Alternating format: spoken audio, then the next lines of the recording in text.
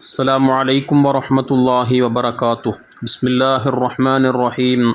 الحمد لله رب العالمين. اللهم صل وسلم وبارك على رسولك سيدنا محمد وعلى آله وأصحابه سيدنا ومولانا محمد. ഹബീബായ സയ്യിദുൽ വജൂദ് മുത്തുനബി സല്ലല്ലാഹു അലൈഹി വസല്ലം അന്ത്യവിശ്രമം കൊള്ളുന്ന ലോകത്തെ ഏറ്റവും ഷറഫാക്കപ്പെട്ട ഭൂമിയാണ് മദീന. ആ മദീനയിലെ മുത്ത് ഹബീബ് സല്ലല്ലാഹു അലൈഹി വസല്ലം തങ്ങൾ അന്ത്യവിശ്രമം കൊള്ളുന്ന റൗള ഷരീഫ്, അതേതൊരു വിശ്വാസിയുടെ മനസ്സിൻ്റെ അങ്ങേ അറ്റത്ത് ആഗ്രഹമാണ് അവിടെ നിന്ന് എത്തിച്ചേരുക എന്നുള്ളത്. മുത്തുനബിയോട് നേരിട്ടെന്ന് സലാം പറയാൻ കഴിയുക, അവിടുത്തെ ചാരത്ത് പോയി അല്പസമയമെങ്കിലും നിൽക്കാൻ കഴിയുക വല്ലാത്തൊരു ആനന്ദമാണ്, വല്ലാത്തൊരു സന്തോഷമാണ്, മനസ്സിന് വല്ലാത്തൊരു കുളിർമ നൽകുന്ന കാര്യമാണ്.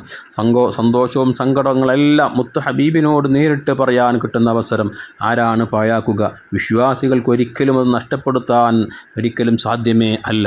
അതുകൊണ്ട് തന്നെ മക്കയിലേക്ക് ഹജ്ജിന് വേണ്ടി പോയവർ, ഉംറയ്ക്ക് വേണ്ടി പോയവർ, അതല്ലെങ്കിൽ ജോലിക്ക് വേണ്ടി പോയവർ ആരാവട്ടെ, മുത്തുനബി സല്ലല്ലാഹു അലൈഹി വസല്ലം തങ്ങൾ അന്ത്യവിശ്രമം കൊള്ളുന്ന പുണ്യ മദീനയിലെത്താതെ മടങ്ങുക എന്നുള്ളത് വിശ്വാസികൾക്കൊരിക്കലും ചിന്തിക്കാൻ കഴിയാത്ത ഒന്നാണ്. ഹബീബാണ് ഏറ്റവും പ്രധാനപ്പെട്ടത്. മറ്റു ഭൗതികമായ ഏതൊരു വിഷയത്തെക്കാളും മുത്ത് ഹബീബ് സല്ലല്ലാഹു അലൈഹി വസല്ലം തങ്ങളെ മനസ്സിൽ കൊണ്ട് നടക്കുന്നവരാണല്ലോ വിശ്വാസികൾ. അതുകൊണ്ട് തന്നെ അവിടുത്തെ റൗള ഷരീഫ് സിയാറത്ത് ചെയ്യുക എന്നുള്ളത് ഏതൊരു വിശ്വാസിയും അങ്ങേയറ്റത്തെ ആഗ്രഹമാണ്. ആ ആഗ്രഹം നിറവേറ്റാൻ അവൻ ഏതൊരു പ്രതിസന്ധി ഉണ്ടെങ്കിലും അതെല്ലാം മാറ്റിവെച്ച് അതെല്ലാം തരണം ചെയ്തുകൊണ്ട് അവിടെ എത്തുക തന്നെ ചെയ്യും.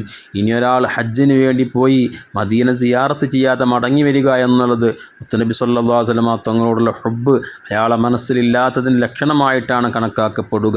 മുത്തുനബി തങ്ങൾ തന്നെ പറഞ്ഞതായി കാണാം. ഇമാം ബൈഹഖി, ഇമാം ഇബ്നു ഹിബ്ബാൻ തുടങ്ങിയ മുഹദ്ദിസുകൾ അബ്ദുല്ലാഹ് ഇബ്നു ഉമർ റളിയല്ലാഹു അൻഹുവിനെ തൊട്ട് ഉദ്ധരിക്കുന്ന ഹദീസിൽ മുത്തുനബി തങ്ങൾ പറഞ്ഞു, അമൻ ഹജ്ജ ഫലം യസുർനി ഫഖദ് ജഫാനി.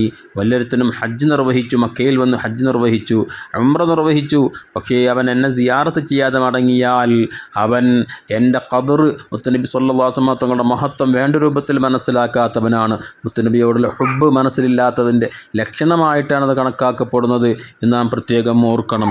മുത്തുനബി തങ്ങൾ തന്നെ പറഞ്ഞു, വല്ലൊരുത്തനും എൻ്റെ ജീവിതകാലത്ത് എന്നെ സന്ദർശിച്ചാൽ അതുപോലെ തന്നെയാണ് എൻ്റെ വഫാത്തിന് ശേഷവും എന്നെ സന്ദർശിക്കുന്നത് എന്ന് ഹബീബായ മുത്തുനബി സല്ലല്ലാഹു അലൈഹി വസല്ലമ തങ്ങൾ നമ്മെ പഠിപ്പിച്ചതായി നമുക്ക് കാണാൻ കഴിയും.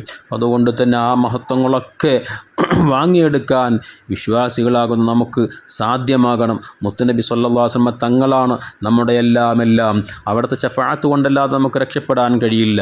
നമ്മളൊക്കെ നരകത്തിലേക്ക് ചാടി വീഴേണ്ടുന്ന ആളായിരുന്നു. പക്ഷേ ഹബീബായ മുത്തുനബി സല്ലല്ലാഹു അലൈഹി വസല്ലം തങ്ങൾ വന്നു ഹിദായത്തിൻ്റെ വഴി നമുക്ക് കാണിച്ചു തന്നു. അള്ളാഹുവിൽ നിന്നുള്ള വഹ്യ് മുഖാന്തരം റബ്ബിൻ്റെ ദീൻ, അതിൻ്റെ വിധിവിലക്കുകളെല്ലാം വ്യക്തമായി നമുക്കൊന്നുപോലും വിട്ടുപോകാതെ ഹബീബായ മുത്തുനബി സല്ലല്ലാഹു അലൈഹി വസല്ലം തങ്ങൾ നമ്മെ പഠിപ്പിച്ചു. ആ മുത്തുനബിയെ നമുക്കൊരിക്കലും മറക്കാൻ സാധ്യമല്ല.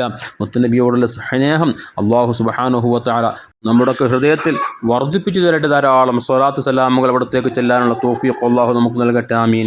അസ്സലാമു അലൈക്കും വറഹ്മത്തുള്ളാഹി വബറകാതുഹു.